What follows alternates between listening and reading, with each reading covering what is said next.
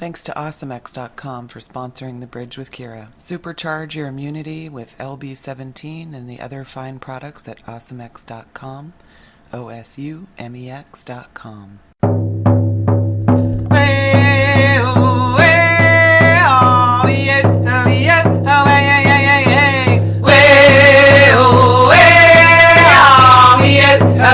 Hurry up, hurry up,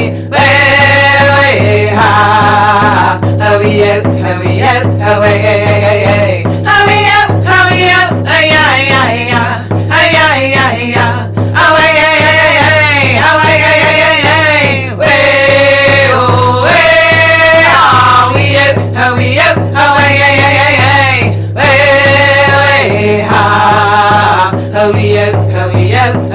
hurry up, hurry up, ay, ay, ay, ay, ay, ay, ay,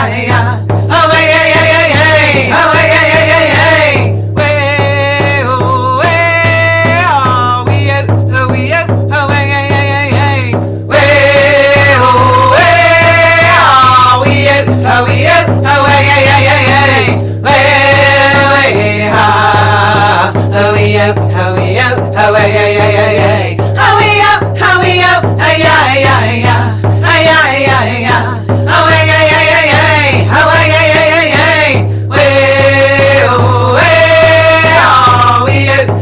up, ay, ay, ay, ay,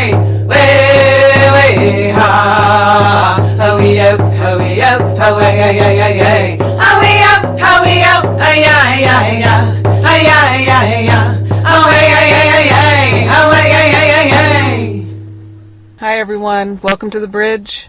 I'm your host, Kira Young, and you've reached me on Revolution Radio, simulcasting on reallibertymedia.com. Tonight I have a really special guest. She is author of the book Effed Wide Open, a really excellent book.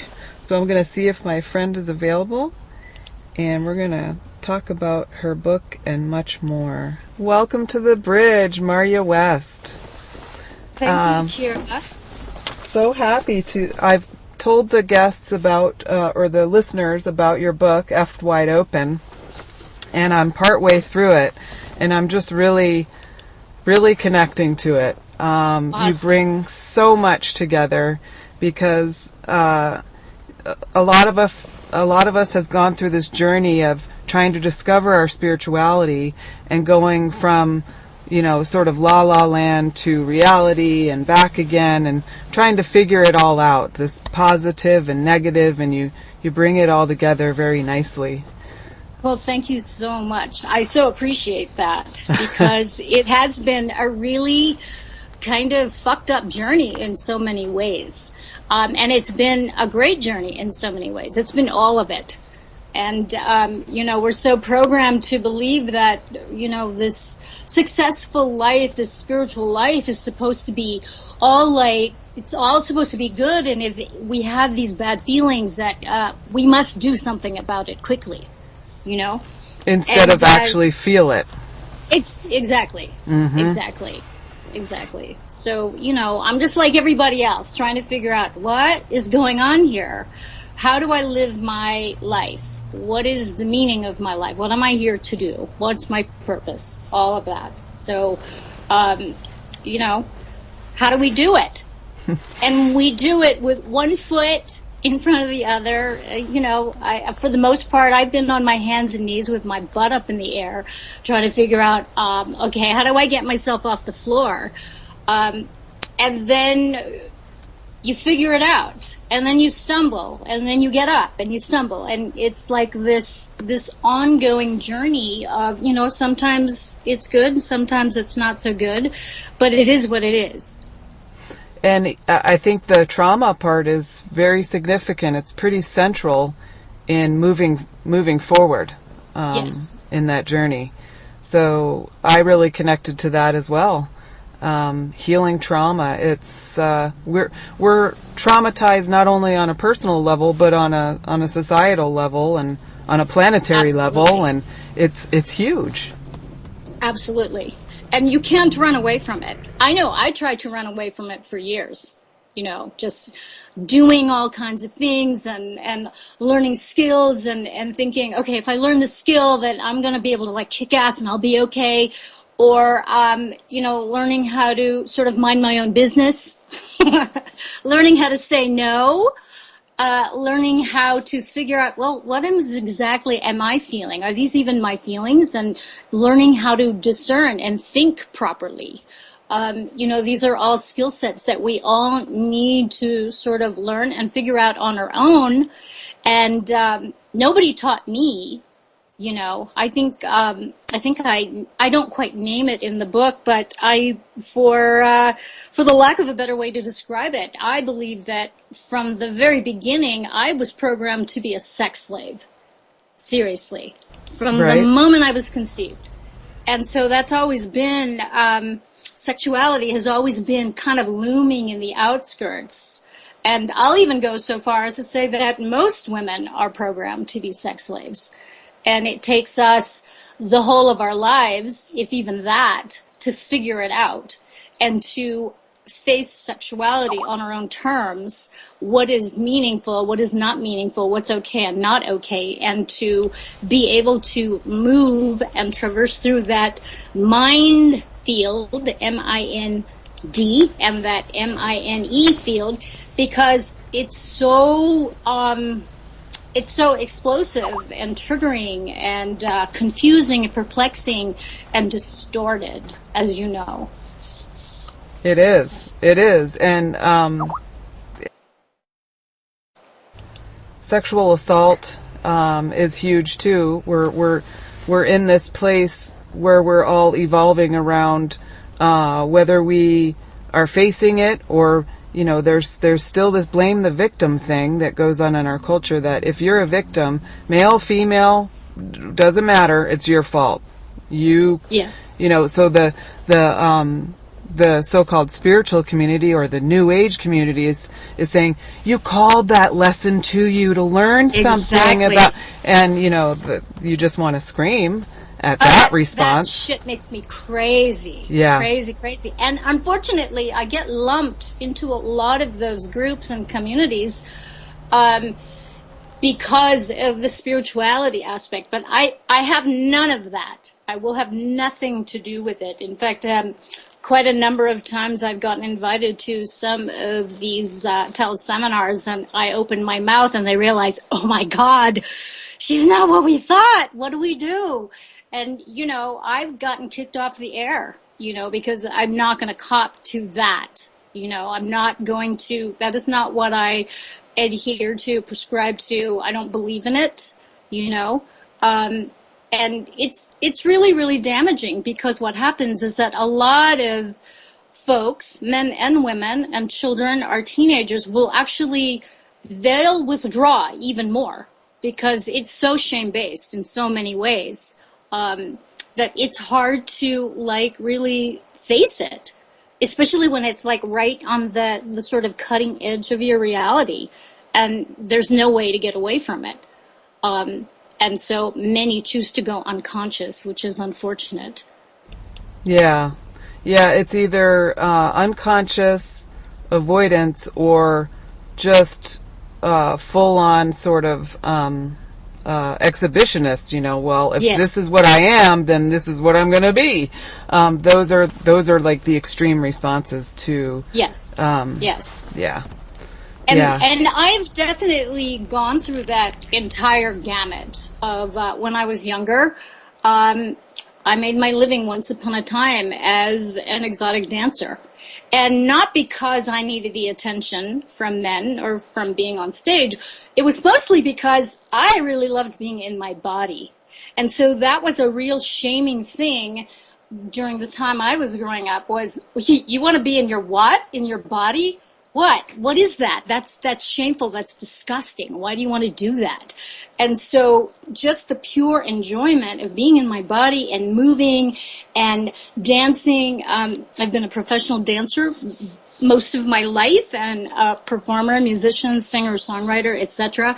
That was just so natural for me. But back then it was What is she up to? You know, so you run these sorts of just this whole array of being shamed and feeling like, well, maybe there is something wrong with it. And then, you know, there's this sort of backlash where you withdraw from everything that you love because you sort of get sucked into this sort of collective that, oh, this is shameful and I shouldn't be doing this. And, you know, I must be some kind of whore because I'm into like being in my body and feeling good and all that kind of stuff. And, I must have called it to me. What am I doing? I'm being used by men in society. I'm allowing this. And, you know, and I ran with a very feminist, group of people. And it took me a long time to realize that the groups that I had aligned myself with, who were feminists, were actually, I mean, it was complete bullshit because I realized these are fascist people, man.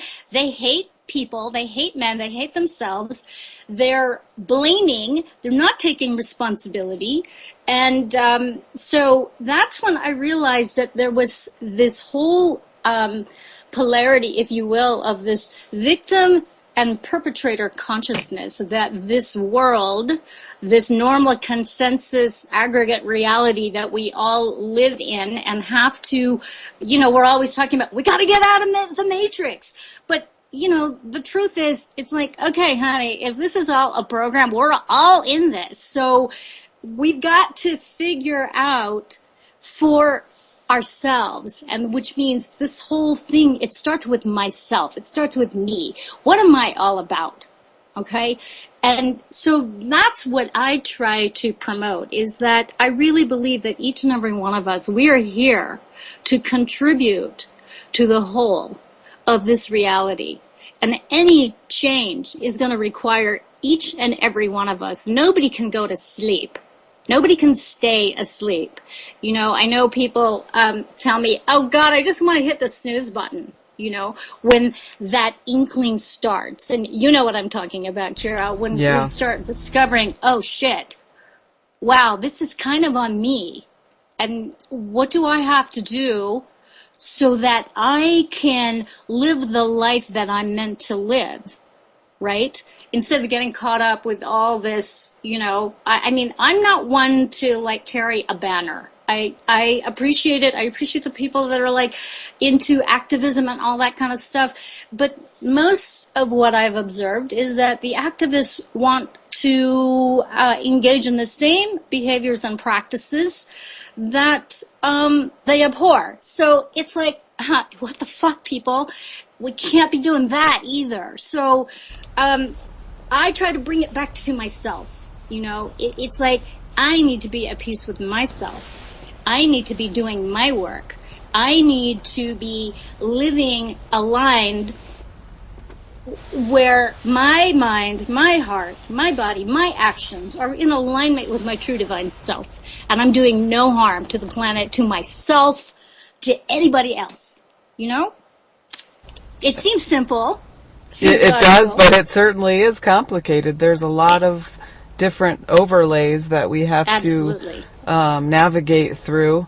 Our own family culture, and then our culture of origins, and then the overarching culture that's sort of shoved down our throats. And we have to navigate all that and try to figure it out. So I would definitely say I'm still doing it. Still figuring it out. Me too. Me too. Yeah. Me too.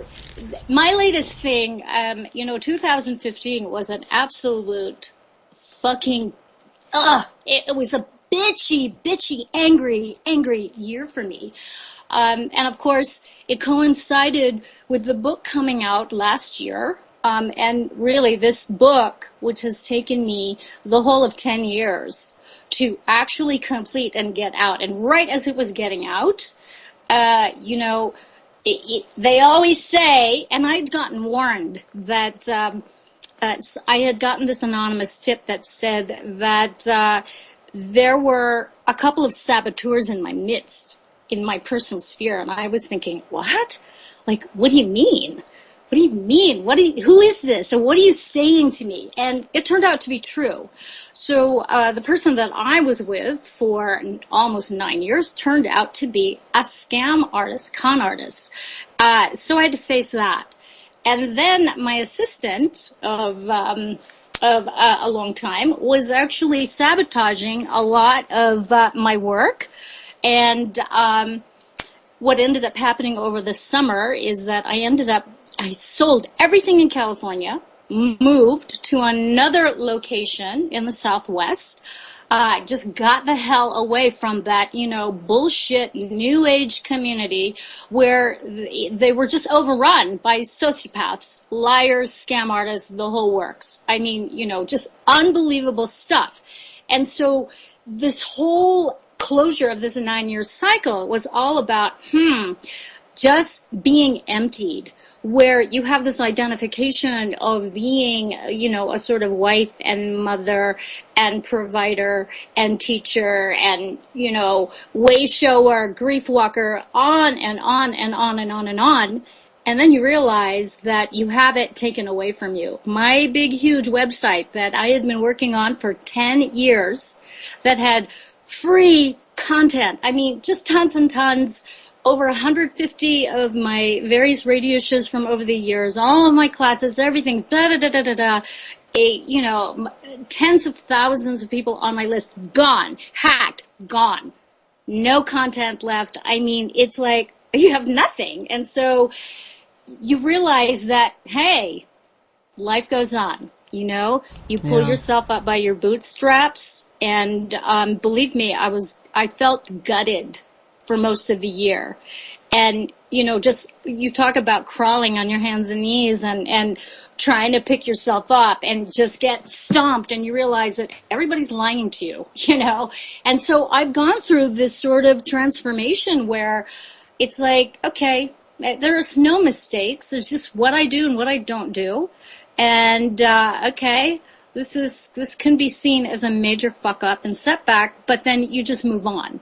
So I feel like I'm at ground zero and just doing the very minimum in terms of, scrambling around. It's like I'm not scrambling around anymore. I'm older too. I'm 56, and so I don't have that sort of pump and drive to go out there and conquer the world. I don't give a shit. I don't care. What I care about is that I remain really kind of steadfast and aligned in my own journey. And I'm noticing that the more I focus in on my own journey, the more aligned I am in co-creating and really manifesting and magnetizing to myself situations, people, support that's much more in alignment with what it is that I'm all about, rather than attracting people who want to exploit me and exploit my resources. Because I like a good sob story, man. I've been one of those people where tell me a sob story and I'll fucking write out a check. You know what I mean? The pity play, it works on you. Yeah. I do have to say that we have to watch the F-bombs because the FCC. Yes, sir. It's hard for me too because I drop them all the time. It's just sort of. I know, me too. Yeah, especially when you're passionate about something. So being on this bigger station for me now, I really have to. I will be more conscious of that. Okay, fact, sorry I didn't say something. I just put this sign up right now. Watch it. Okay. All right. But I'm really connecting with everything that you're saying here. It's so easy to repeat that pattern, but I don't think that, I've had a similar experience lately of two people, the same thing, just totally betraying me. And I don't think it's that we draw people to us. I think it's just that we're empaths, and so we project all our goodness on people.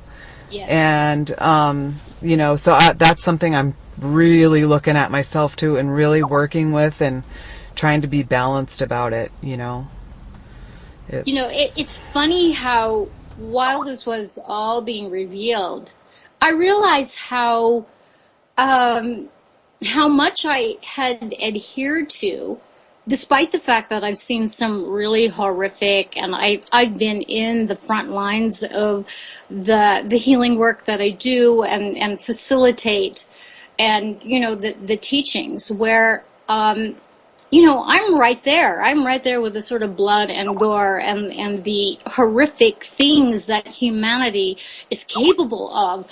It just never occurred to me that I would have just really messed up people, sociopathic, psychopathic people around me.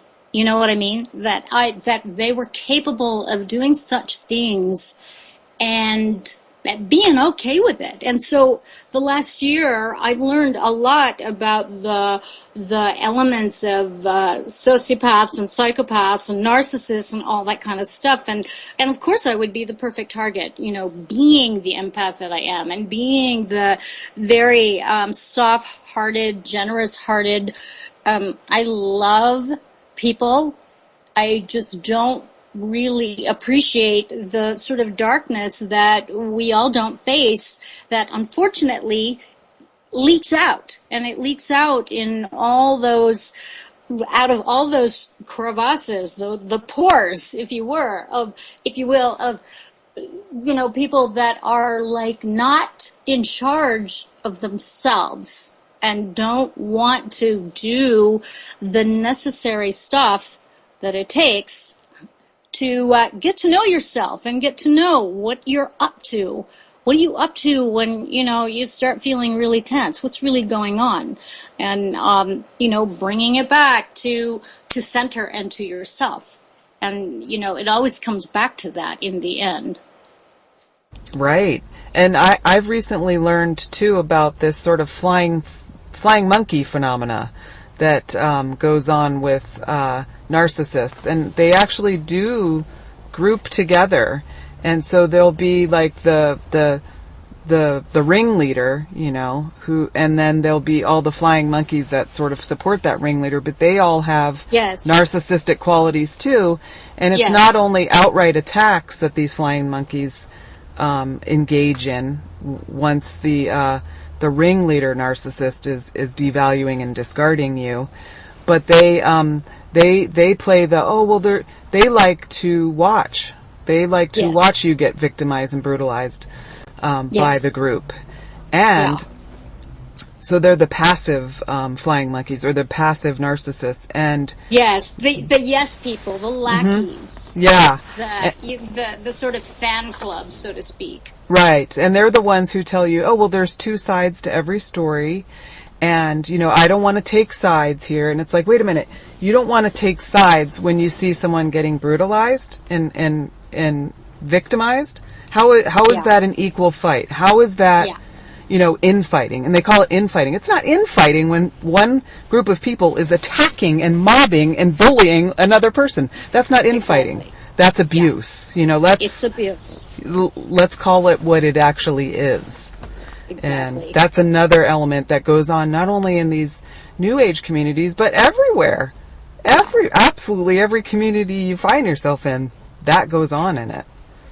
That's very true. And for most of the year, I've turned down every invitation that I've had, only because I don't know what to trust. You know what I mean? It's like I see such, the bullying, for instance, the bullying in the UFO communities, the bullying in the Truth and Freedom movement, the bullying in the goddess entrepreneurial communities, if you're not preaching to the choir and you don't have agreement, then you're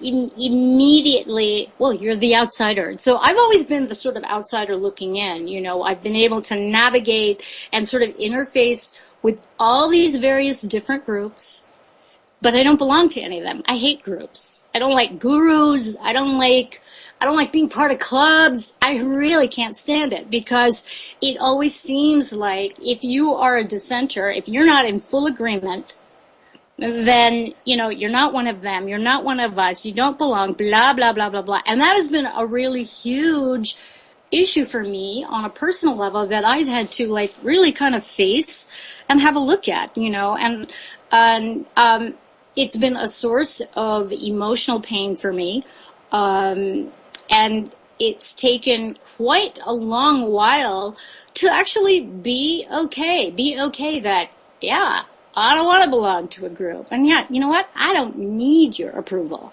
I like who I am. I can look at myself in the mirror and go, you know what? You're all right. You're all right. I like who you are, So, and of course, we're in this society, and, Facebook is one of those places where, you don't get enough likes, blah, blah, blah, blah, blah. Oh, poor me. I don't care. I get ignored most of the time, so I'm kind of used to it, and so it doesn't really, really bother me. But what does concern me is the really, really hard topics, such as sex abuse. I do a lot of healing facilitation with folks who are extricating themselves and learning to heal themselves from anywhere from satanic ritual abuse, cult abuse, sex slavery. I have clients and students who've been part of rape camps, and most people, I post that stuff on Facebook, they don't want to see it. I get these messages going, oh, Marja, really, you're just so negative, blah, blah, blah, blah, blah, blah, blah. And mind you, I don't dwell on this. That's not my platform to sit there and, focus and highlight all of these things. Like I said, I'm on the front lines. I'm dealing with people. I'm co-creating triage programs for those of us that have been abused. And, this is serious, serious work. It is not for the faint-hearted. And so along with all that and being on the front lines and being in these, holding space and support for folks that are like ready and willing to really do the hard stuff. And it is hard stuff. Nobody wants to face that ugly stuff, the evil that gets done. It took me a long time to really face the fact that there is evil here. I didn't want to believe it. I wanted to be sort of new agey Pollyanna. Oh, no, there's just all this love and light kind of stuff. And it's like, stop, Marja, really. You're just contributing to the sort of sanitizing of the evil that we humans are really, really, truly capable of. And so that all needs to be addressed, yes. But the whole of my work is really more focused on ways that we can heal, that we can really face all those horrible, egregious things that go on, and also are able to put one foot in front of the other to move forward in our lives and to really complete the mission, so to speak, that we're here to complete. Whatever that is, maybe it's just to be a really, really, really nice checker at, Walmart or something, if that's where you happen to find yourself at, So, I really endeavor to encourage everyone to really find that kernel of passion, that kernel of creativity, that kernel of contribution that really allows each and every one of us to have, wings at our hearts and to just be able to fly and feel really good. And because I feel like we all want to contribute. Don't you think that's true? Absolutely. I absolutely do. And you know what? Even part of the whole bullying and mobbing and flying monkey thing is that people see somebody who is contributing, who is finding their way and their purpose, and they hate you for it because they're not doing that. And whether it's conscious or unconscious, I have experienced that myself. Yeah, absolutely. And they want to belong. They want to belong. Yes. And so if they can belong in some kind of group, whether it's a hate group or any group, then you have agreement. There's camaraderie. There's a sense of family. And, I think that's part of that's part of the sadness that I see, the sort of this mourning and this pining that so many of us do, myself included, is to who are my peeps? Where's my home?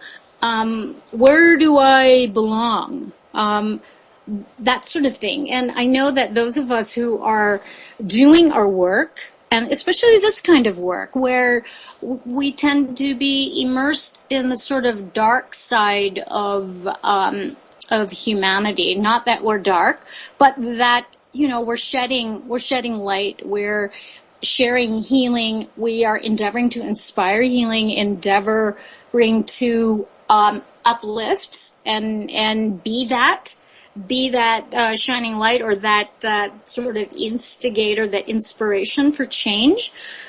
We do have to find ways to be in balance, to come back to center.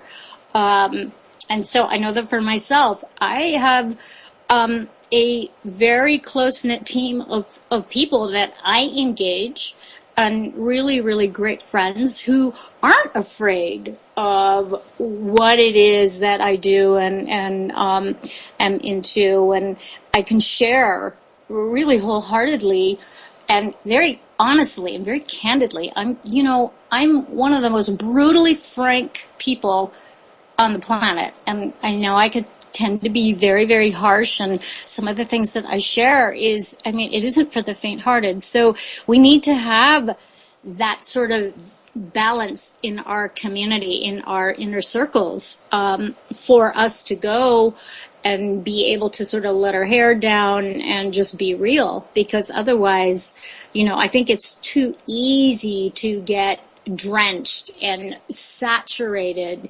in the sort of low vibe kinds of things that we're endeavoring to enlighten, so to speak. And I'm sure you probably go through the same thing. Yeah, I really do. I became somewhat of a domestic and sexual violence advocate because I was the one that people would go to. I'm the kind of person that people tell things to. Mm-hmm. And so, it's kind of weird because when it started for me, my mother had also changed from being a scientist, and she went in and became a professional domestic and sexual violence advocate in a very big college town. And that's, and rape is a really, really big problem in colleges. Despite, the whole feminist rhetoric and the whole, male rights rhetoric around that subject, it's a huge problem, and it really does happen. And colleges really do look the other way, and victims really are re-victimized when reporting the incidences that happen. And heavy drinking is encouraged in the college environment, and it contributes to the problems greatly. It amazes me that it's so prevalent, and it seems to be.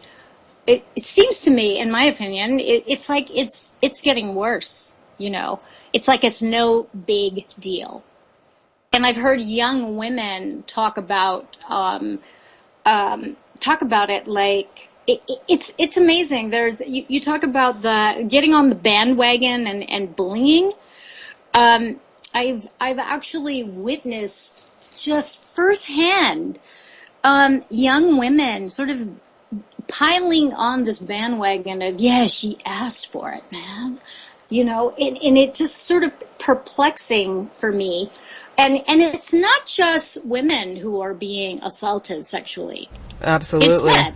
Yeah. So this whole thing is not, it's not even gender specific anymore. It just is. It just is. It's like, and we're just, all these like power mongering sexual predators that are like out there, and they're getting to run amok, unchecked, unchallenged, unquestioned. And then when you have the university or the state university or the college systems just turning the other way, just like the military turning the other way. Rape is an occupational hazard.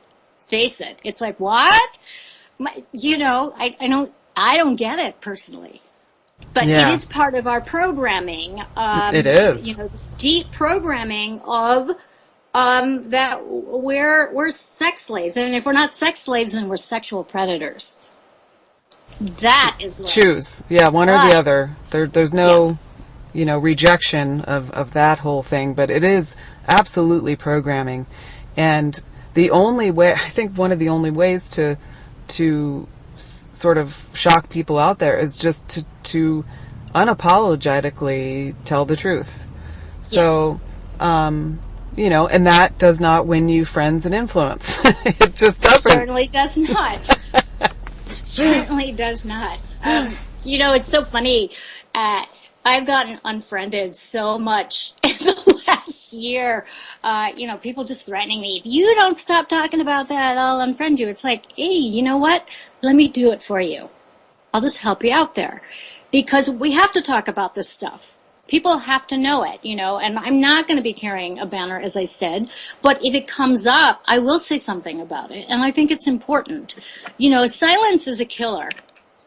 It really is. Yeah. And, there are ways to advocate for ourselves, and there are also ways where we can advocate for others, for those that feel compelled or feel so powerless that they can't say anything. There are those people.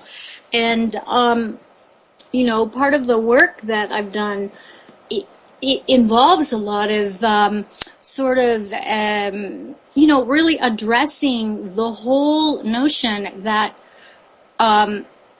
we don't have a voice, that we can't fight back, that if we get stormed, if our houses get stormed, then we just take it. And, that whole new age thing. Well, if it's my turn to go, well, then I guess they can just shoot me dead. I mean, I have friends that actually will say that really believe that's what they're going to do. Wow. If the wrath comes down, as it were. And it just sort of, and it makes me want to just, I put on my little warrior outfit on, and, I want to defend and protect. And that's just kind of ingrained in me. So I think we're all walking this sort of fine line, and it's a very it's really a sharp edge that we all walk. It's like how far do we go? How far do we take it? Right. And to speak to your point about our boys and our men being really in just as much danger as our young girls and women. It's absolutely true, and all we need to do really is look at the Sandusky trial, and that's the town where my mother was a professional domestic and sexual violence advocate, and these young kids were bullied in their schools. Their schools played a role in their victimization. The entire town, the university, even the child advocate youth people played a role in their victimization and in their continued victimization and how it went on for decades. And that's really speaks to how it's about power as well. It's all about power. Yes. Yes. Yeah. And using the children's charity to find targets and victims. Oh my God! Yeah, don't get me started. We're gonna have F-bombs everywhere. Okay. I know. It's so tragic, and it's so prevalent, and it's a huge, like black market business. It's.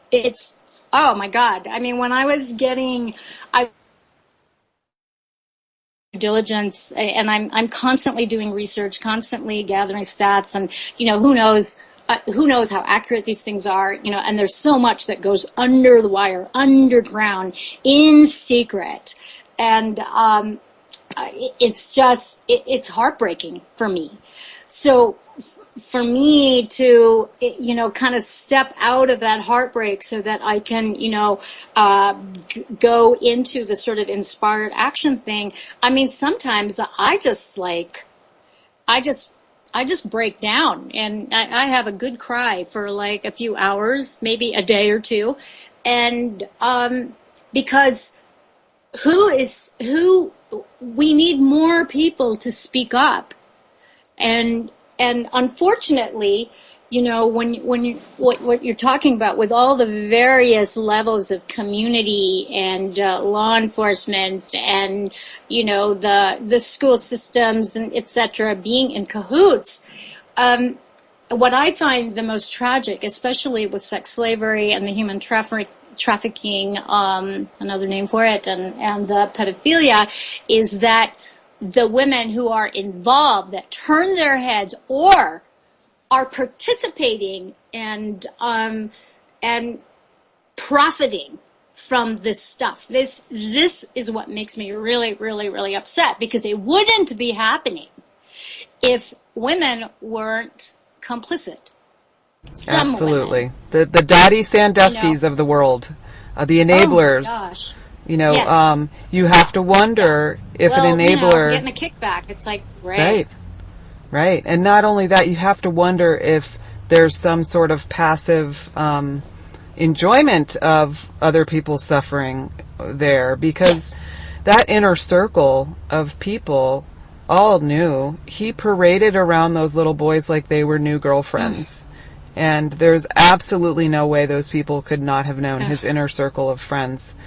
And even just reading the legal documents, it tells the story of even Paterno knowing, because when he was Paterno's heir apparent, as they called him, right? He was going to take over for Paterno after he retired, but he was literally taken out of a hot tub or a jacuzzi, at the Penn State facilities, where he was in a jacuzzi with a little boy, taken out of that, brought to Paterno's office and told, look, you're going to retire. You're not taking over here. You're going to phase yourself out and get more involved in your little second mile charity. Wow. So, they all knew. It's just, and that's what it takes. It takes a very complicit village, community, group, money, and unfortunately, there's just so much of it going on. Like I pray for, just so much assistance around this, because it is so worldwide, and it is so, like, people don't want to believe it. They don't want to believe it. They don't want to believe that this is what goes on. And it's all over the world. Like I said, a huge, huge, huge, huge profitable business. And women are complicit, And for me, it's such a crime. That's evil to me. Yeah, we're the protectors of the little ones. So it's unthinkable. And I think, part of, on a group level, people not wanting to face it is because you do have to go through a small death. You do have to go through a really heavy grief period before you can get into a creative mode and transform it for yourself and then for your community. That's true. That's true. So that's part of the running and too. That's not easy work.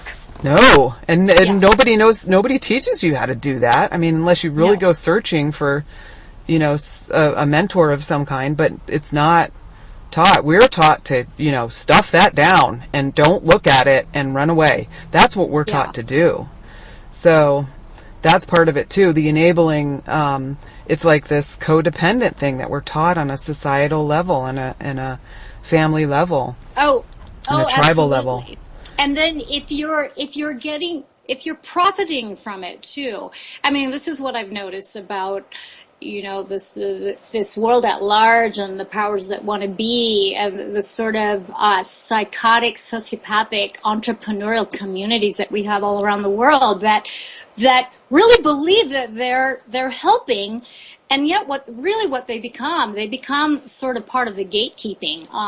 I call them part of the herd herding the herd, where you dangle enough money and power where they get to have a lot of things, a lot of props, a lot of, oh, look how great I am, blah, blah, blah, blah, blah. And, they forget what the true mission is. They forget that, the majority of people around the world are not so empowered, and then it becomes my stuff and my things and my car and my and my fan club. And it's like, whoa, hello, what happened? What happened? Aren't you supposed to be advocating for those who are kept silent, those who are kept down, those who are completely marginalized, those who really feel they're not even deserving to even breathe the air? But, profits make people crazy. They make people really... I love how Mark Passio calls it that willful, what is it? The willful ignorance. Is that what he calls it? Or the order. Yeah. It's just such an in-your-face way to just really name it. Yeah, willful ignorance of the evil that goes on, and just turning the other way, because you're getting a free vacation out of it. All expense paid. I know so many people that brag about that stuff, and, they've sold out, basically. Yeah. And complicit in the sort of, and you have to connect the dots. And that's the thing that I'm noticing about most people, is that they're so overwhelmed in their survival that they are not willing to read, to research, to listen to a presentation or read something in its entirety before rendering an opinion, and then moving forward from there, doing more research, connecting the dots. I always follow the money, so I'll do my research and I'm going, who's profiting from all this? I want to see. And so I've spent copious amounts of time, my free time, looking at all this stuff and seeing who these people are who are profiting from all this. And, it's sad. It's really, really, really sad. So I see the stuff, I researched it, I know what's going on, and so for me, my moral obligation, I feel, is really doing what I can in the way that I'm capable, in the bestest way that I'm able, to help alleviate the suffering and to help people who are really, really ready and willing to start doing the sort of excavation, if you will, of the programming, the mind control, the trauma. And this is, I don't think there is a fast track to it. I think there are many ways and many methods, but it's a lot of work. I know it's a lot of work. It's a lot of work.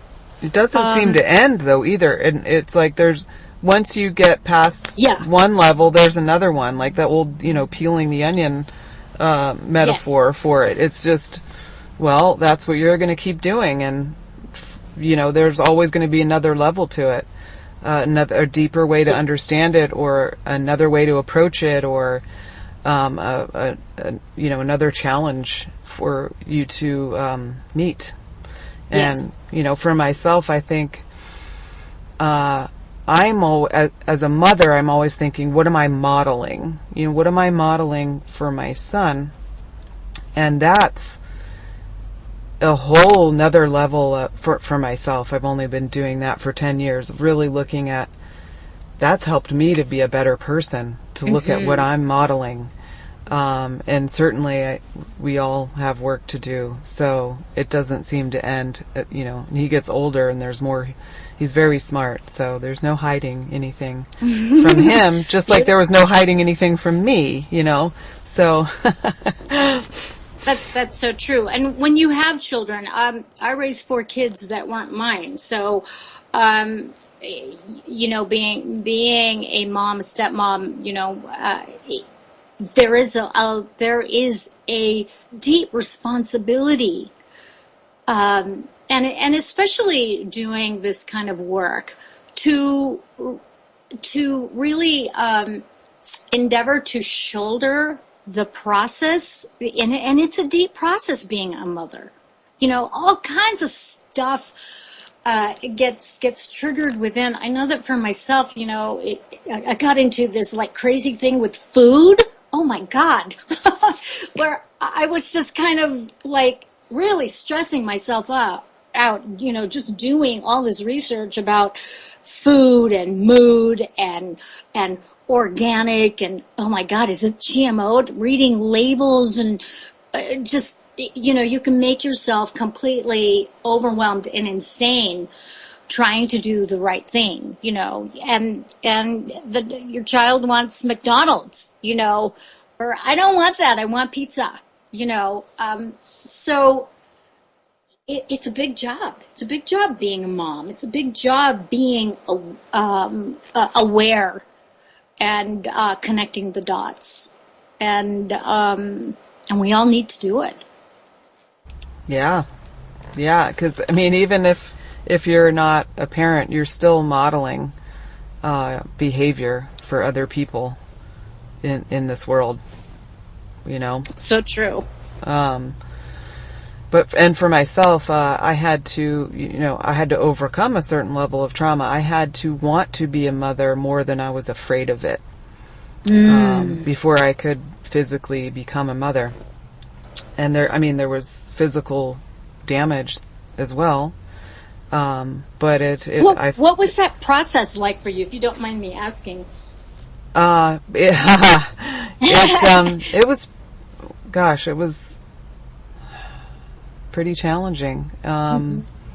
Yeah, because for a very long time, I was equally afraid of being a mother as wanting it.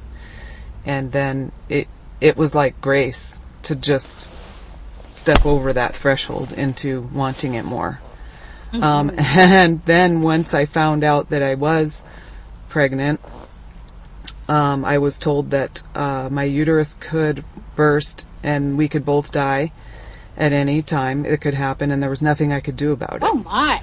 Yeah, so it's like I worked for 14 years to get to that point, and then it was like boom, and there was just something in me that knew that it would be okay, but I developed a spiritual practice of gratitude that I've been engaging in ever since. So I started to, every morning I would get up and I would say my thank you prayers, and I would be thankful for my son who I considered already here. And we named him and everything. Beautiful. He was just already here, and then he came, and he's perfect, and just perfect. And it was a total miracle. My tubes were totally kinked with scar tissue, and it took 45 minutes for them to just get rid of all the scar tissue in there before they could even get to him. And then, and then I almost died on the table. I just lost a lot of blood, and I could feel it, and I was conscious during the whole thing too. But yeah, amazing process, really amazing. Well, I know that for myself, just being in the just sort of horrific family situation that I was in, where a lot of violence, a lot of yelling, a lot of screaming, a lot of put downs and that kind of thing. I vowed to not have kids. I mean, it was just so terrifying for me that I would have this child and I would be, this like really evil, crazy mother, and I would be a physical abuser, a mental, emotional abuser. So I didn't go there. But yet, the opportunities that I've had to interface with these 4 different beings over the years it's been a privilege, to like really engage this little tiny human being and to watch and witness their sort of self-discoveries. I have found that to be just profoundly just these heart opening experiences with these kids. 3 of them are now in their 30s, so that's pretty wonderful. And my stepson, who has recently turned 12, is just a wonder. Okay, we're going to take a little break. So come on back after the break. We'll be back in a few minutes. Now we return you to your host.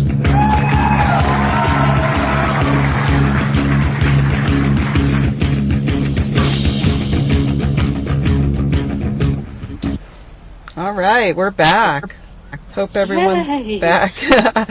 Well, we've really gotten deep into a conversation about all kinds of things, but really got deep into trauma and sexual assault and how that affects our cultures and our families, and just how being truth tellers really puts you in an awkward position, puts you on the outside, puts you as an outsider, because not only are we encouraged to ignore, but we're encouraged to enable this type of behavior because people don't want to look at it. That's where we were, I think, pretty much. So true. And we were talking about kids. Like, my stepson, who's 12, he has this incredible sense of compassion and empathy. Like, he gets really disturbed when he witnesses any kind of inequities, any kind of bullying. And of course, he has personal experience in getting bullied as well, being kind of smaller in stature. And it's funny because I know that for myself, when I was growing up, I was always very I'm petite. I'm very small-ish, 5 feet tall. I weigh 90 pounds. That type of thing. And growing up, I had sort of this. I didn't get bullied, but it was more sort of this. As I said earlier, I feel like I'd been programmed to be a sex slave. So a lot of my attention was very lewd and lascivious, and, men, like going to Catholic school, and we had to wear, this was in the 60s and the 70s, and, wearing the skirts and all that kind of stuff. And they were short. I mean, hello, why would you have us wearing short skirts? And the guys just calling out all kinds of things. And then the whole racism card too. I'm half Asian, and so during the Vietnam War, having all these racial slurs thrown at me, like I just didn't even know what it all meant. I was like, what's going on? And my neighbor, who was a Holocaust survivor, really initiated me in the whole dark path of racism and separating out groups. And it just never, I know that my Filipino side, my family was very aware of sort of being second-class citizens, and so they wanted to emulate and integrate into the sort of mainstream white society and that type of thing. I just didn't get that. I was like, I just sort of felt like, no, I'm on planet Earth here. I'm an Earth being, and well, this is all about, I was just such a love bunny, and just really into being out in nature and feeling like I would be so happy being out in nature with the trees and grass and the sunshine and even, the wind and the rain. A lot of times I felt like I would burst with this joy. But then the whole racism thing, I realized, and it was kind of late that, my skin's a lot darker, and my face is kind of like a lot different from people, and so getting sort of indoctrinated through these catcalls and these weird sort of racial slurs because Vietnam was happening. So, wow, my eyes are a little Asian looking, and so we're just gonna like lump you in there, and having to like navigate all of that was like really disturbing in the late 60s and the 70s, and kind of coming of age during that time, and trying my best to understand what the motivation was behind the sort of response that I was getting from people, or reactions. It was more of sort of this reaction of, like being called a slope. What the hell is that? I didn't know what that was. And it's not what I am, I don't know what you're talking about. And, just these discoveries, just really, really disturbing. And so, part of my journey was, I have this great capacity and this great desire to want to understand what motivates people to do what they do, say what they say, think what they think. Where does it come from? So a lot of my own inner work has been, just asking people questions. When I was a little girl, I would just walk up to people and just ask them questions. I was just fearless when it came to that. And, my mom would, "Don't talk to those people. What's wrong with you?" But it seemed the natural thing. Like, we're not all that different, So I want to know. I want to know what you think and why you think that way. And I think a lot of us have lost that sort of curiosity, to want to get to know thy neighbor, so to speak. And so I think we're much more apt to just sort of lump people into categories, quote unquote, and then make these assumptions based on these false things. And then we make these value judgments and lump, and it just, and of course, as you know, all the stuff that's going on in the world, isn't that what we're doing? I'm just ranting. Well, softly ranting. The core of what you're talking about is carrying these archetypes that people respond to. And I also have that core sort of need for people to respond to me, who I actually am, rather than the archetypes that are invoked by my presence, by my physical presence. So when you're describing yourself, I was thinking, wow, we're so much alike, except physically. So physically, I'm 6'1", and yeah, so awesome. I'm like an Amazon, That's awesome. And so people respond to that. They respond in fear. People think I'm going to beat them up. People think I'm, just much more powerful than I feel, sort of inside. But I'm just like you in that I was the little girl in the Catholic school uniform who used to just randomly walk up to people and just start talking to them. I love it.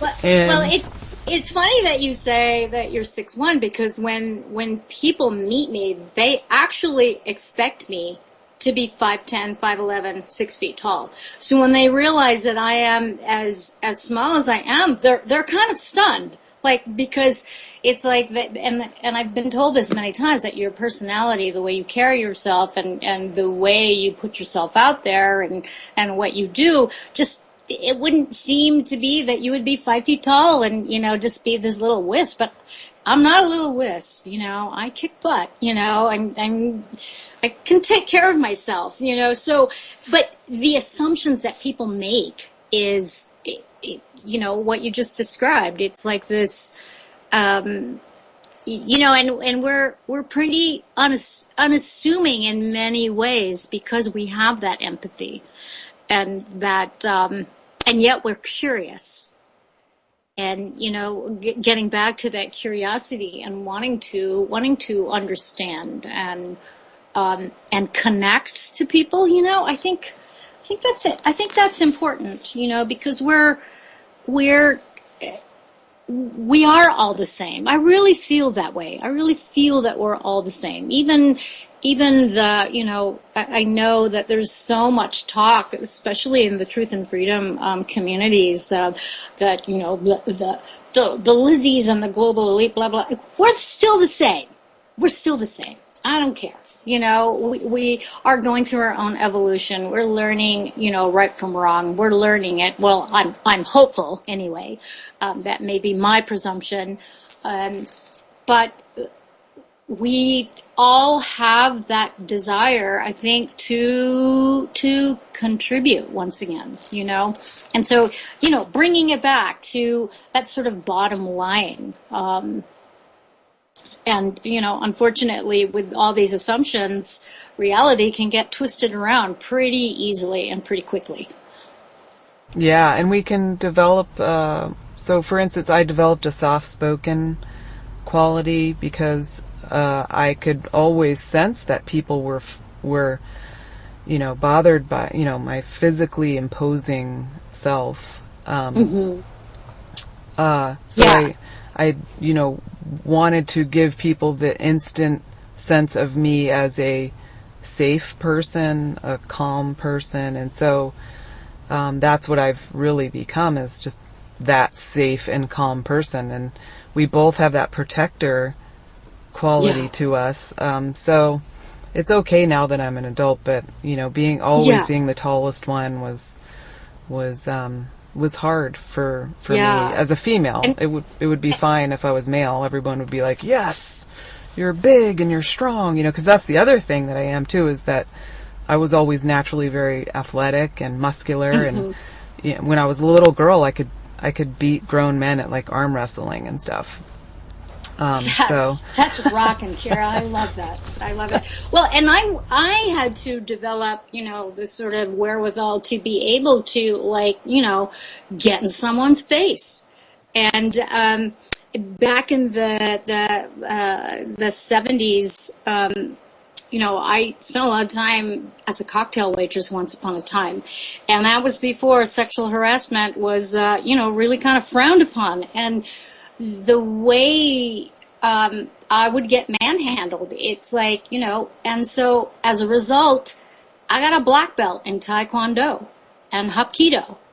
I studied all forms of Kung Fu. So, and then it got to the point where I had to open my mouth and just, let people have it. So, and I'm generally pretty soft-spoken, but I'm feisty.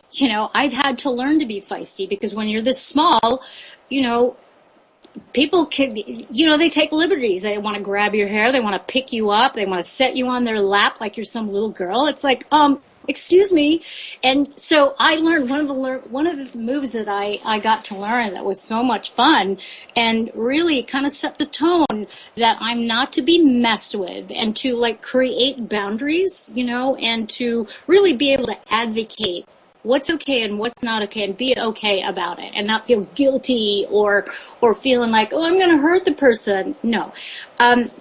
When I would give these customers at these various places where I worked 3 chances, and if they blew it, I would just ask them, face down on your butt.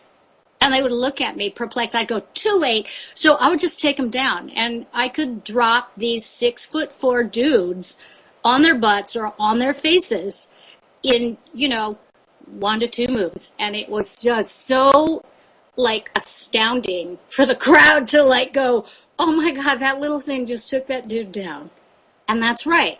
And so as a result, I think part of what's happened for me is that people just don't mess with me anymore because they know. But I think I'm also putting out there this don't mess with me vibe.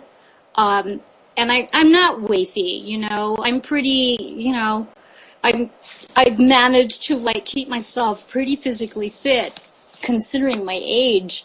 And, you know, I have a lot of stamina. I have a lot of energy. I've got more energy than most people that I know that are half my age. So, but it is a matter of like really being in your body, don't you think? Oh, You know, yeah. yeah. I mean, dropping your full presence in your body so that, you know, the awareness is, you know, it is mind. It is heart, mind, body, actions, you know, spirit. Yeah, and for myself, I'm still, right now, I'm in this process of healing. Like I've healed myself from fibromyalgia, and I was sick for a really long time, not knowing that I was allergic to gluten. And so I've been 3 years off of gluten, and I've been really into foods that have a lot of nutrient density to them. Aliveness. And so I'm feeling that I'm in a lot less pain, and I'm just feeling awesome in my body at the same time that I'm aging. You know, I'm 46. So it's this wild juxtaposition of just feeling strong and wonderful in my own body, but yet also noticing the changes and you know, the ways in which I'm limited now by age or, you know, whatever. It's Wow. Yeah. Good for you. Good for you. I think that is important because, you know, part of our programming too is that, you know, the majority of us are programmed to schlunk in front of a TV set.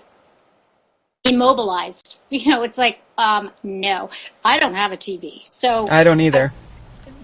Even like for me, briefly watching Netflix, I literally have to shake it off because there is so much static in, you know, the computer work that I do and all that kind of stuff. I'm an outdoors kind of girl, and I am so fortunate where I am now, going from, you know, this swanky 3-story townhouse in the San Francisco Bay Area, and here I am in the mountains. And I love it here. And it's snowy, it's cold, it's physical, it's beautiful. And I'm so into the elements and really being aligned with the seasons. And, you know, I don't so much feel the you know, that pumping action of those artificial timelines of here it is, you know, we just got through the holiday season, you know, that pumping action of going against the grain of winding down during the winter season, you know.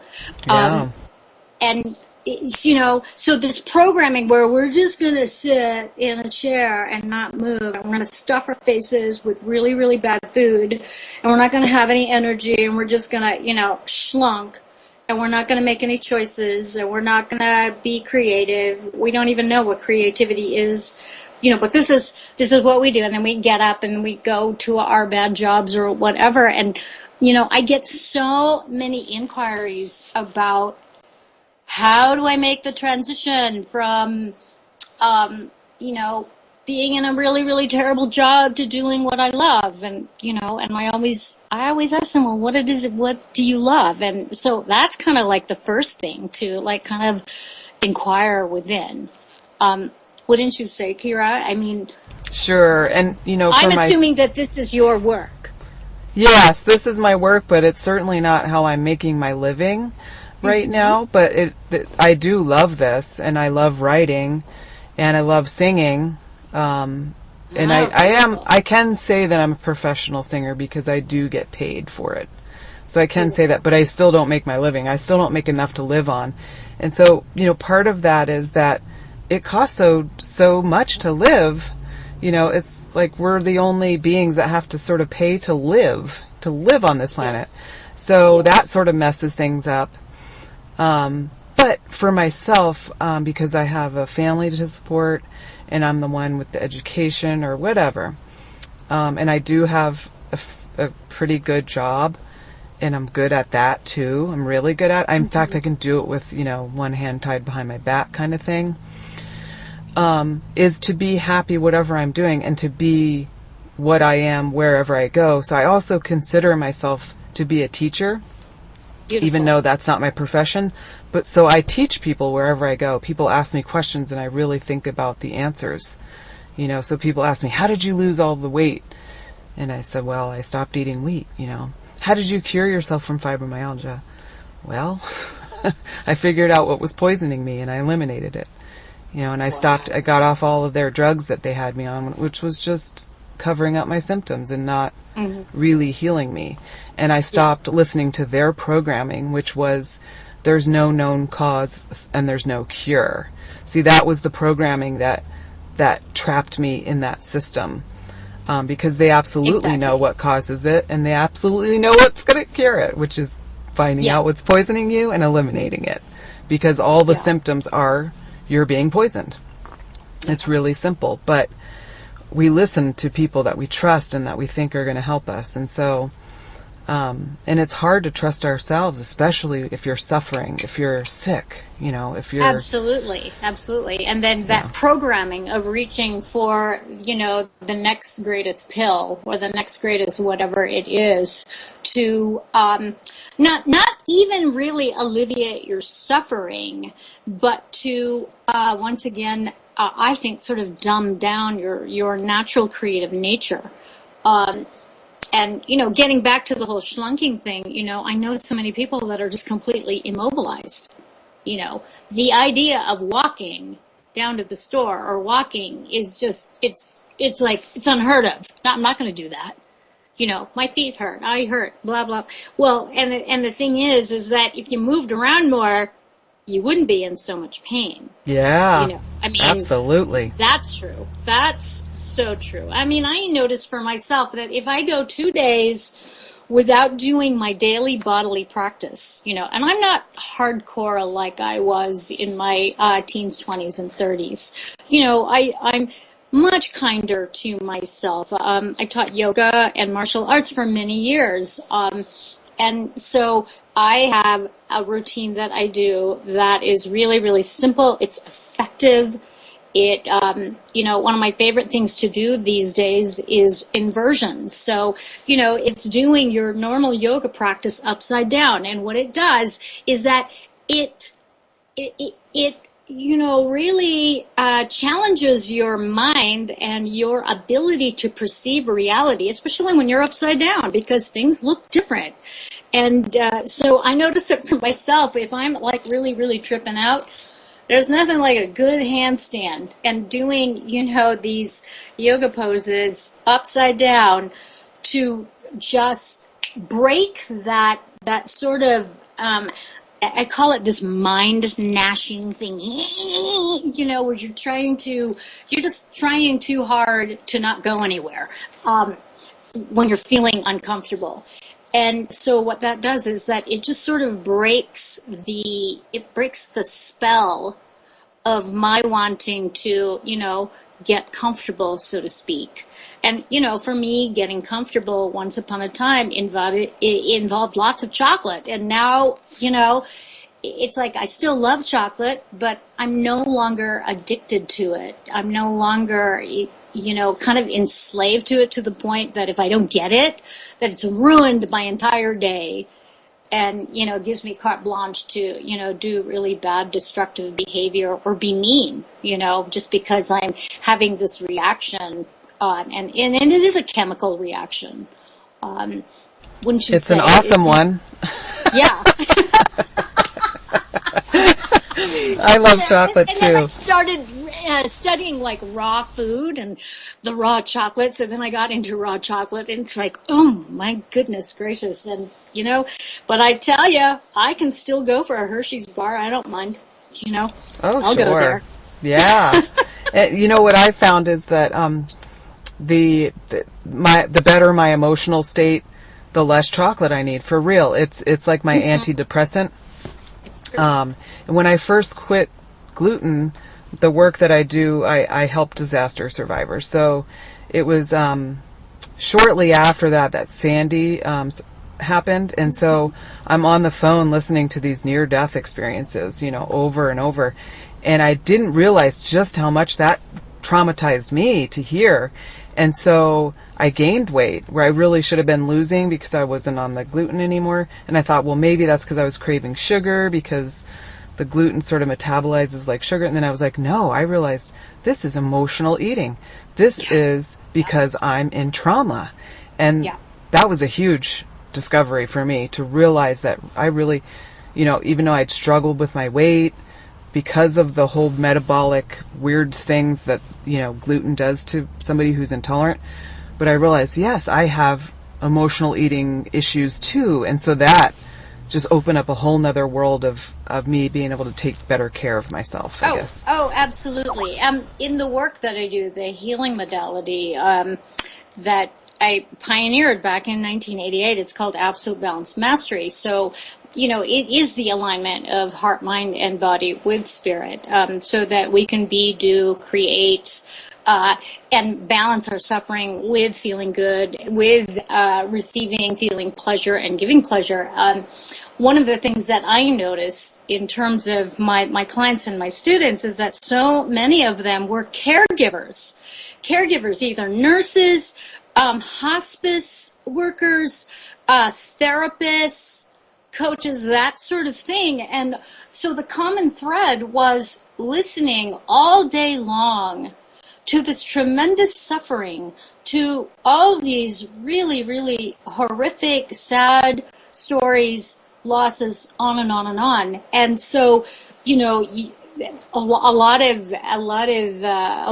of grief, a lot of loss, all that. So how do we balance it out? We want to bring in sweetness, and so many of them were addicted to candy, to cookies, to cakes, to pastries, everything that was like sweet, because you listen to all that and you want to balance it out. And so what's the first thing you want to grab is something sweet, because you're trying to balance out all of that sort of sourness and just the real hardships with something comforting, something sweet, bringing that sweetness back into your life in some form, shape, or fashion. And so, just that little kernel of sort of, self-knowledge was enough for a lot of these folks to really be able to step back and have more compassion for themselves in terms of, being able to take better care of themselves. That we have to be able to vent these feelings and these experiences of other people, because it does get embedded in our tissues. Okay? It does. Our bodies have this consciousness of, we're very malleable. So we take on these emotions, these feelings, these experiences into our psyches, into our bodies, into our cells. We try to metabolize these. All of us who are caregivers, therapists, coaches, where you listen, counselors, we need to be able to offload and vent those things that don't belong to us, and we need to do it in a healthy way rather than dump it.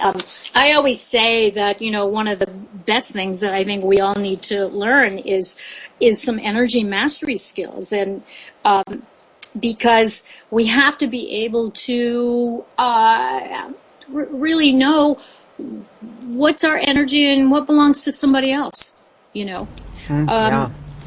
And to be able to really tend to our feelings, and I call it our spiritual, emotional, energetic hygiene. It's like we take baths and showers and brush our teeth, wash our hair. We do these daily things, and one of the laments that I hear from people, regarding energy, but you have to do it all the time, and it's like, hello.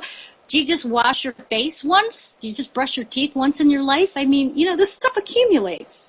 It's emotional, energetic, toxic kind of dumping. And so, a lot of the venting, a lot of people don't know how to vent, it's more sort of this dump, where you're in a bad mood or something bad happens, you come in the door, you slam the door, you kick the cat, you slam the cupboards, it's like, wow, did you just dump everything into your house doing that, And so these are many of the other ways that we all need to be sort of conscious about what we're up to when we come home, or what we're up to when we get, sidetracked or triggered by something, and, to be willing to take a few moments out of your busy life and connect with yourself, tend to those feelings of, wow, I just had a nice 8-hour day and listened to some really horrible stuff, and tend to that, and it does requires presence and awareness, self-awareness, and the willingness to sort of step out of the sort of programmed grind that I hear so many people talk. I don't have time to do that. I don't have time to exercise. I don't have time to eat right. But we're the makers of time, people. Right. We don't take time. We are the makers of time. Absolutely. I had that experience this week with one of my friends at work, and he said the same thing to me. I don't have time. And I said, make the time. And now we joke about it back and forth. Hashtag make the time. Yeah. Because it's your time. That's our creative nature, I think. Yep. Really wanting to inspire us. And usually, one of the first bits of inspiration, I think, is feeling frustrated. It's like, okay, I'm feeling frustrated. And rather than, taking a hit of pot or having a drink or reaching for chocolate, to be able to just spend a few moments, well, what am I frustrating about? Like, I am a fan of journaling. And people who have worked with me, who've taken my programs and all that kind of stuff, oh my God, you don't do homework, do you? Oh, yes, I do. And you're going to benefit by doing the homework. And so I am such a fan of journaling. I love journaling, and so there's so many practical exercises that are available. And if you don't like writing, you can voicemail it to yourself if you want. Just being able to excavate the sort of mental caca that accumulates on a daily basis because we're tripping out. And, that sort of mind looping, and it just goes on and on and on. And most of the time, what I hear from people is that those aren't even my thoughts. It's amazing. And yeah. There's just like this reoccurring cycle that just goes on and on and on and on and on. And, I know that when I was younger, I still do it on occasion. I used to imagine that I had this sort of psychic cosmic toilet that if something was going on and I was getting tweaked, I would stomp with my right foot and flush it down the proverbial cosmic toilet, where it would get composted and turned into healing energy for the planet and for humanity, because I didn't want to dump stuff and, do that kind of stuff. I wanted to compost it and be the sort of quantum physicist and convert it, transform it into something else, a different form. With intention, so that's about as new agey as I got. Although I do like unicorns, I have to say. Yeah, they're awesome. And rainbows. I like rainbows. When I see a rainbow, I try to take a picture of it because I love them. It's really, really beautiful. Yeah. And with the chemtrails, I go, okay, selves, go out there and do your surfing. And it's just some of the cutesy things that I like to engage in. because it works for me. It's not going to work for everybody else. You know, some of my friends roll their eyes up into their heads. It's like, okay, you can do that. I don't mind. I'm not offended, you know. So, yes. One of my favorite self-care things is the hot bath. I mean, the hot bath is magic. I mean, literally magic. How it can transform you and take away all of the tension and stress in your body. Absolutely. I am grumpy sometimes if I don't get my bath. So I need to be able to deal without getting my bath too. So, but I've come I to take 2 baths a day. I take one in the morning, and right before I go to bed, I have to do it. To really be able to just kind of move myself in balance, because I am so action oriented, and I do a lot of writing, I do a lot of reading, I do a lot of kind of being in the outdoors, and so I need that water element. And and I use a lot of my aromatherapy kind of things, smelling good, and we're such sensual creatures, so being able to like feel good and smell good and just luxuriate, beauty bath, take me away. I just love that, it's really, it's the thing that puts me back into balance. Seriously. Yeah. And I'm with you. If I don't get it, oh Lord, cranky. So I have all these other sprays, I spritz myself with all kinds of elixirs that I make on my own, and I'm girly. I like it. Yes. I've gotten into making a lot of things too. I make a lot of things with coconut oil. I'm really into coconut oil, and that's what I did for the holidays because I can't afford to go out and buy people presents and stuff. So my mom was like, she tried my face stuff that I made from the coconut oil, and she's like, you should just give me some of this. So I did, and she's like, I love it, and she said, you know what? My eyes have stopped watering since I started. So she was allergic to whatever she was using that was making her. So she's discovered, and her face does look totally different now. It looks so happy, her skin, and I gave that away. And the toothpaste that I make with coconut oil, I gave that away to all my relatives. And so I like to spread the joy. Coconut oil is really, really amazing. Like, I don't use body lotions. I've used coconut oil all of my life. I've been slathering that stuff on me since I was, 11, 12. And I think it's one of the reasons why my skin I've not really aged all that much with it. So it's fab. It's fabulous, and it's really inexpensive. Right, and we really shouldn't be putting things on our skin that we couldn't actually eat. Because I agree. You're consuming that. Whatever you put on your skin, you're consuming. And, that's an important part of self-care too, is to, look at everything that you're consuming. Your television, like you go back to what you're saying about television, we're consuming that too. Whether it's Netflix or whether it's Facebook, looking at that. That was big for me too, looking at not just my food. I really got into food too, and I'm still pretty into it. But looking at who am I hanging out with online? What sort of media am I consuming? How does it make me feel? And just being conscious of that. I think sometimes we engage in all of this online activity very unconsciously, and we can find ourselves in some pretty dark corners if we're not careful. Well, it's interesting because the whole thing with television and even Netflix and the computer and alcohol and drugs is that what we're actually doing, and this is part of, energy mastery, is we're actually endeavoring to balance our over masculinized go, go, go, do self with the feminine.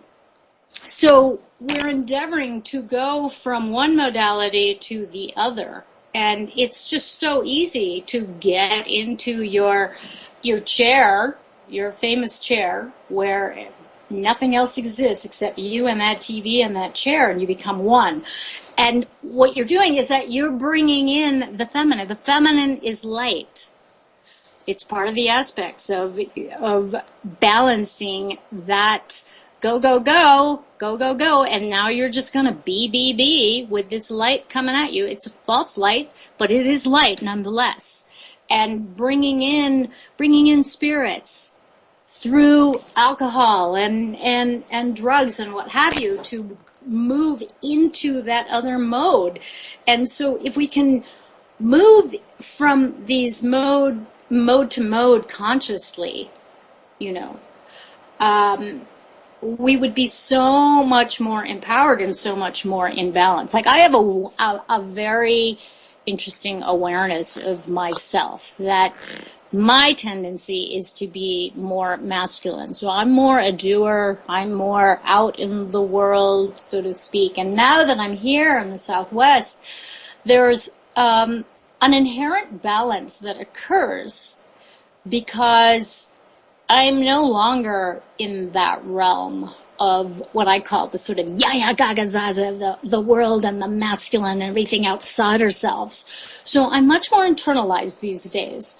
So I'm finding that just being in silence and just really, like, just even rubbing my arm, like, bring me back into the sort of balance of, and bringing in more of my feminine self.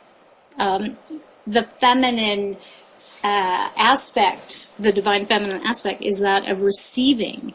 And so the masculine aspect is that of gifting or giving. And so we have to balance it out because so much of us are givers. We give. Caretaking is a masculine role, even though mostly women, feminine essence, have been in that role, but it's a role. But the action going from our core out to outside of ourselves, to another being, to a cause, to whatever. So these are all sort of masculinized, extending ourselves out. And so the balance of receiving in, we're going to be in front of the TV. Yeah, like, do me, TV. I mean, I have a friend that actually says that. Netflix, do me. And it just cracks me up, but it's so endearing because it is very innocent. We're not doing any of this stuff to be harmful to ourselves. This is the way we've been programmed to cope. And I know that as a child, I would watch my mom, and, it was during the Vietnam War and just the horrors of all this kind of stuff, and she would get all upset. She'd start crying, and I just remember looking at her thinking, what's going on here? And I remember going behind the TV set and just looking at it. I'm going, and then realizing, no, it's plugged in. And I would just unplug it. It just seemed natural. You're crying, you're upset. How about we unplug this for a while? Bing! And she didn't get it, of course. But this is part of what I think we need to be more aware of is, like you said, you were talking just a few moments ago, who am I hanging out with? What am I doing? What are the things that I'm doing? Who are the people that I'm with? And to be conscious that if it's an energy suck or you're feeling drained or it's not, or it's getting you agitated, to just kind of pay attention and advocate for yourself. Either don't do it, don't do it so much. Just kind of monitor yourself, be more aware that, okay, I'm starting to fade here, and to take action. Stop doing it. But, just kind of the basics of the masculine and feminine, and these are not gender specifics. We've all got this. These are the action or the way we are as beings, is that we have this seen and unseen part. We are givers and receivers, we are beings who are being and doing and enjoying and suffering. So to be able to balance all of that and to be aware enough to know that you are out of balance in any of those aspects. And most of us are out of balance in all of them. You know, Right. We're doing too much. We're not receiving. We're suffering too much. We're not enjoying. Right. And most people don't know they're out of balance because they've lived their whole lives out of balance. So what is balance, you know? And then to suddenly sort of, maybe even by accident or some sort of circumstance, the universe sort of brings that balance to you. Wow. Yeah. This is balance. I didn't know. Yeah. I didn't know for a long time. Sure. I didn't know for a long time. I was insane in my 20s. Really, really insane. And it was actually the stock market crash where I was overwhelmed. I'd make all these calls, and I was involved in insurance and estate planning, and I was a punk rocker by night. So I was living this split at that time in my life, and it just suddenly occurred to me that, oh my God, I am peddling fear. I'm profiting from this. This isn't cool. And immediately started receiving these dreams about my work and what I'm supposed to be doing. And around that time, I really got involved with a lot of the truth movement that was going on at the time, and really looking at all of that, and really being discouraged by a lot of the sort of new agey things that I was interfacing with. This willful ignorance of the facts of what is actually happening, and going into these communities where they were just white lighting everything, and that I just saw right through it. This is not for me. This really isn't for me. I'm not witnessing all the love and light. I'm not. And rather than for a while I was thinking, well, there must be something wrong with me. Must be something wrong with me because I don't agree with this. And I realized, no, there's nothing wrong with me. It's just not my experience, my direct experience. And I always encourage folks to go with their direct experience. What are you directly experiencing? Because that's what's real. Right, and your relationships, with this whole online thing, it's like you need to tend to the relationships that you in your life, not just your friends online. All that's really, really real is right in front of you, and so I wonder sometimes just how much of it is of design and how much of it is just patterns that we fall into that we're really meant to learn from, or if it's both, if it's all that. Yes. But I'm noticing that we're almost, to the point of saying goodbye. It's really flying by here. So I want you to let people know how they can find out more about you and your work, and get in touch. How can people find you? Okay, so you can find me on the Facebook. I'm actually really friendly. I don't have an assistant anymore. She was unceremoniously fired, which was good because I realized that she was doing a lot of things on Facebook that were like, whoa, really kind of not cool. So you can find me on the Facebook, Marja West, W-E-S-T. It's M-A-R-J-A. And my main website these days is heartbasednewhumanity.com.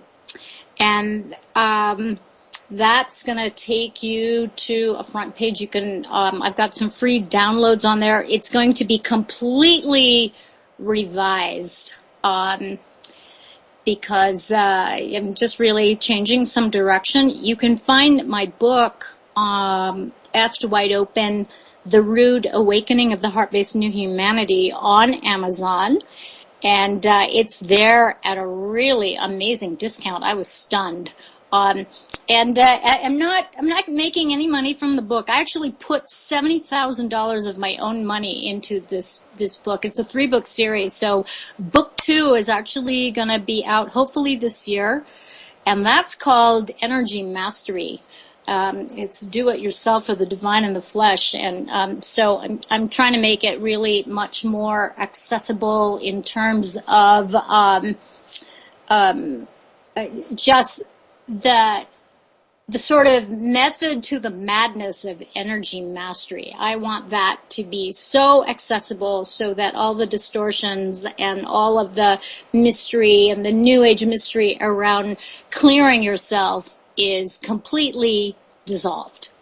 Because there is no reason why there's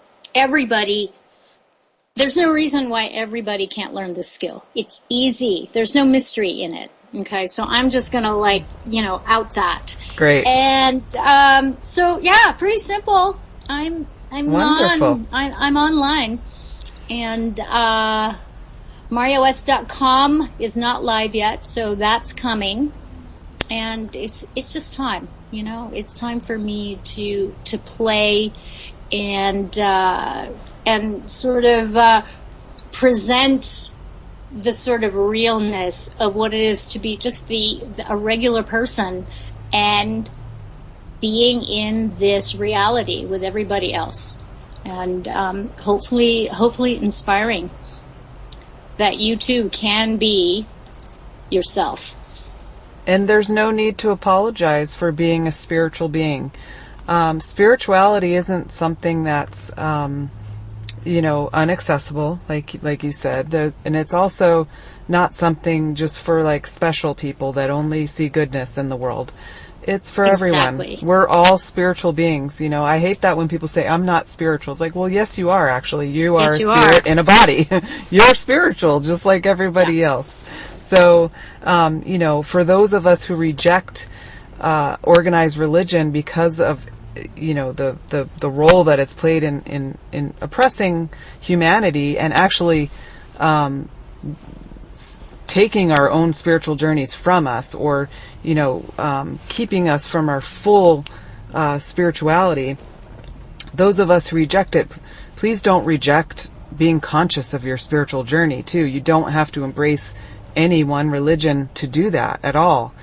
There's spiritual teachings that are in every tradition that we can all learn from, whether we embrace that tradition as our religion or not. So that's a great way to put it, Kira. Yeah. Beautiful.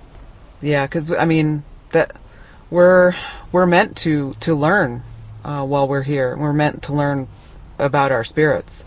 So rejecting it is just the beginning. Rejecting organized religion is the beginning of the journey. It's not the end. And sometimes people go back, to their religion of origin and find some sort of healing with it. Whether they re-embrace it or not, I think that's important too. To once you heal the wounds of whatever religion you were raised in, or if you weren't raised in any, to go back and look at it again, and just keep going with this spiritual journey that we're all on. Beautiful. Excellent. So true. It really is. And I'm thrilled that you were able to come on tonight, and I'm thrilled about the conversation we had, and I think that we're going to talk again, because I'm not even, I'm not finished with your book, and I'm really excited about it, and I just relate so fully to your message. Well, thank you so much, Kira, for this opportunity, and I had a lot of fun, and that's part of it too, is to be able to have fun. People need to have fun. Yes. It gets too serious around here, and I know I can be really, really, really serious. And so, learning how to play and to be in that flow, that's part of creativity as well. Dancing, and it's part of our singing, being in your body. All of those gifts of being human are available to us, and we need to take more advantage of it. in this world. We're sort of taught to feel awkward about moving our bodies and, dancing, but there's nothing more freeing than dancing like nobody's looking, Absolutely, absolutely. And just being open to all of it, I mean, we have all these situations and these terrible things that happen to us, and we can either be victimized by it or just be opened by all of it too. And I choose the latter. I do too. No matter Yay. what, I'm all for it. And I would encourage people to look more into getting your book. And you're really onto something here, Marja. You really are. Thank you so much. And I hope you get your website up and running. I know that's a huge thing that we all kind of experience. A lot of people have issues with their websites, and people get their websites taken down, and just technical issues and problems and money that people have to invest, and it's huge, but it's a good way for people to discover your work. So I'm glad that you're doing it, getting it up. And when did you say your new book is going to come out? The next one, do you think? Probably by the end of this year. I actually, I'm actually working on an additional chapter based on my experience with sociopaths, psychopaths, and narcissists. And so there's a new chapter that I've added that I'm just now kind of completing. So it's almost there. Excellent. Thank you, Marja West, so much Kira. for joining me tonight. And thank you to the listeners. And thank you, Revolution Radio. Our chat room will be back up soon. And thanks again, everyone.